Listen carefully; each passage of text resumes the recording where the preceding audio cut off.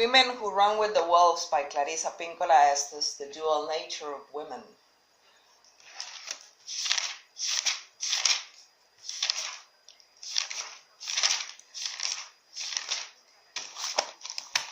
With folk stories as with dreams, we can understand their contents subjectively, all the symbols portraying aspects of a single person's psyche, but we also can understand tales objectively, as they are relate to conditions and relations in the outer world.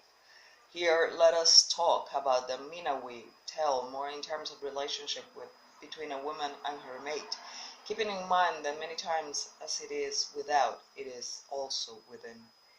The story unravels an old secret about women, and it is this: to win the wildish woman heart, a maid will understand her natural duality through and through. Although we could understand the two women in detail ethnologically as brats to be in a polygamous culture, from all archetypical perspective, this story speaks about the mystery of the two powerful feminine forces within a single woman. The Manawi stories contains all the essential facts of being close to the wildish woman. Manawi, through his faithful dog, guesses the two names and the two natures of the feminine. He cannot win unless he solves the mystery, and he must use his own instinctual self as symbolized by the dog to accomplish it. Anyone close to a woman is in fact in the presence of two women, an outer being and an interior criatura, one who lives in the topside world and one who lives in the world not so easily seeable.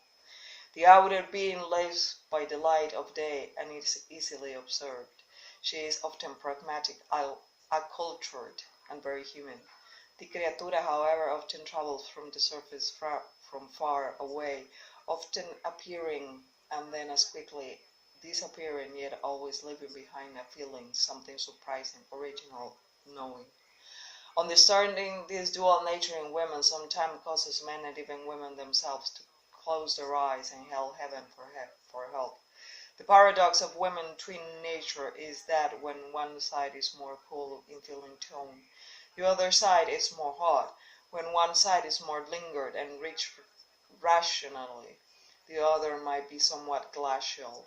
Often one side is more happy and elastic, while the other has longing for I know not what.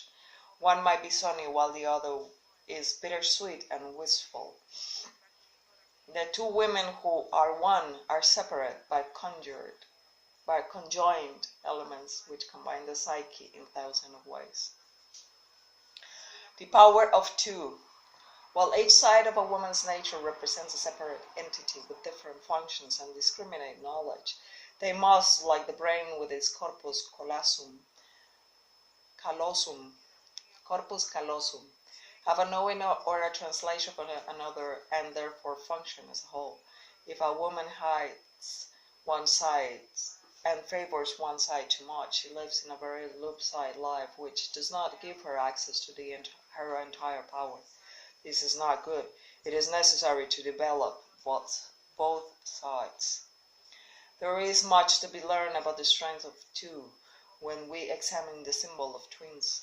Throughout the world, since ancient times, twins have been thought to be endowed with supernatural powers. In some cultures, there is an entire discipline devoted to the balancing of the nature of twins, for they are thought to be two entities which share one soul. Even after their death, twins are fed, spoken to, given gifts and sacrifices.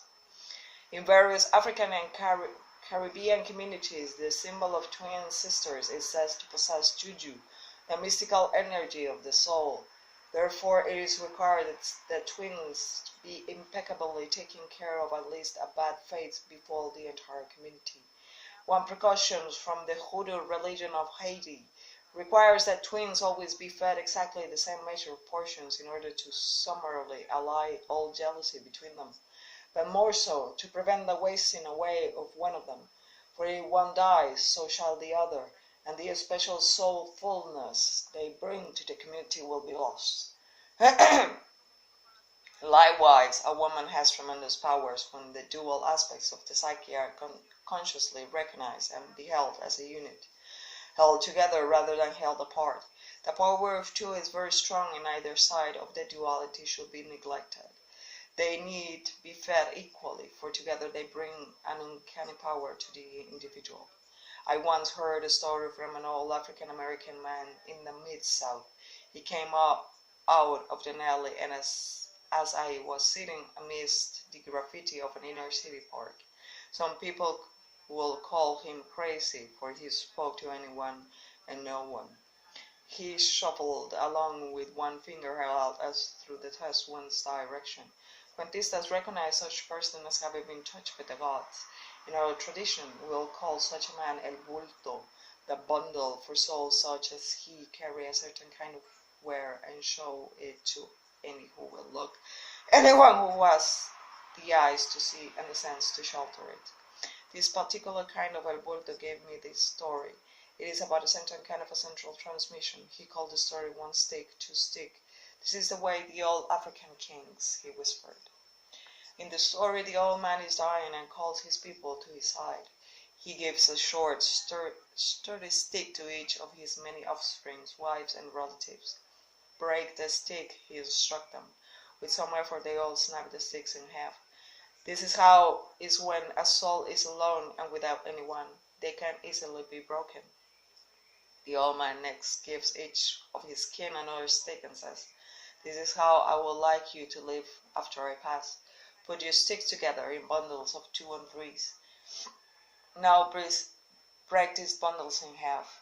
No one can break the sticks when they are 2 or more in a bundle." The old man smiles. "We're strong when we stand with another soul. When we're with others, we cannot be broken. Likewise, when both sides of the dual nature are held close together in consciousness, they have tremendous power and cannot be broken. This is the nature of this psychic duality of twinning the two aspects of woman personality. By itself, the more civilized self is fine, but somehow lonely. By itself, the wildish self is also fine, but wistful of relationship with the other. The loss of women's psychological, emotional, and spiritual powers comes from separating these two natures from one another and pretending one or the other no longer exists. This tale can be viewed as being about masculine duality as well as female duality. The Manawi man has his own dual nature, a human nature and an instinctual nature as symbolized by the dog. His human nature, while sweet and loving, is not enough to win the courtship. It is his dog, a symbol of his instinctual nature, that has the ability to creep near the women and with his keen listening hear their names. It is the dog that learns to calm superficial seductions and retain the most important knowings. It is Manawi's dog that has the sharp hearing and tenacity, that has the instincts to burrow under the walls and find, to chase, and to retrieve valuable ideas. As in the other fairy tales, masculine forces can carry blue beer like our murderers, Mr. Fox sorts of energy, and thereby attempt to demolish the dual nature of women. The sort of suitor cannot be tolerant duality and is looking for perfection, for the one truth, the one immovable, unchangeable, feminina substantia, feminine substance, embodied in one perfect woman. Hey, if you meet this kind of person, run the other way as fast as you can. It is better to have a Manawi type lover with both within and without. He is much better suitor, for he is intensively devoted to the idea of the two, and the power of the two is enacting as one integral entity. So Manawi wishes to touch the most ubiquitous but mysterious combination of soul life in a woman, and he has a sovereignty of all of his own. Since he is himself a wildish natural man, he resonates too and has a taste for a wildish woman. Among that cumulative tribe of masculine figures in a woman's psyche, whom Jungians call animus, there is also a Manawi-like attitude which finds and claims a woman's duality, finding it valuable, courtable, and desirable instead of devilish, ugly, and to be disdained. Manawi, whether as an internal or external figure, represents a fresh but faith-filled lover whose central desire is to name and understand the mysterious and ominous double in women's nature.